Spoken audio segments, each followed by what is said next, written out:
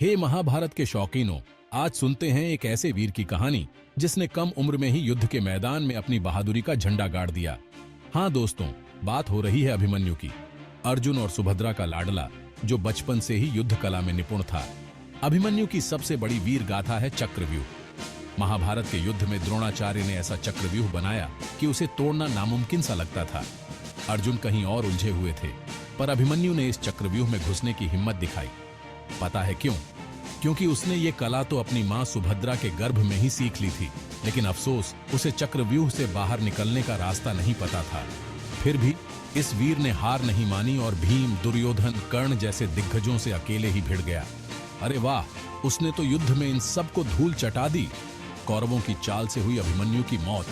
जब वो थक कर लाचार हो गया तो सबने मिलकर उस पर वार कर दिया, लेकिन अभिमन्यु ने अपनी आखिरी सांस तक लड़ाई जारी रखी।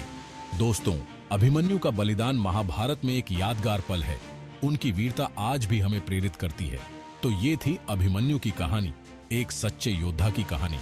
अगर आपको ये वीडियो अच्छा लगा तो लाइक और सब्सक्राइब जरूर करना और कमेंट में बताना कि महाभारत का कौन सा किरदार आपको सबसे ज्यादा पसंद है।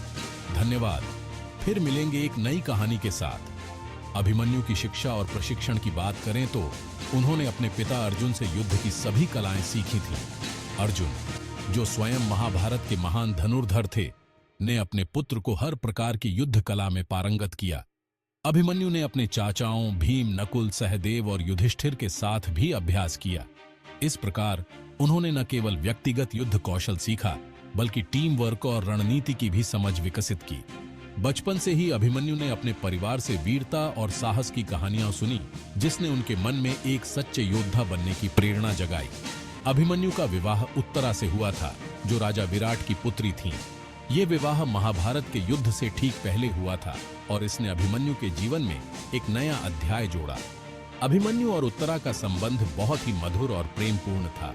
युद्ध के कठिन समय में भी उन्होंने अपने परिवार और प्रियजनों के प्रति अपने कर्तव्यों को नहीं भुलाया।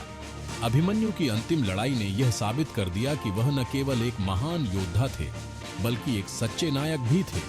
उनकी वीरता और बलिदान ने महाभारत के युद्ध को एक नया मोड़ दिया।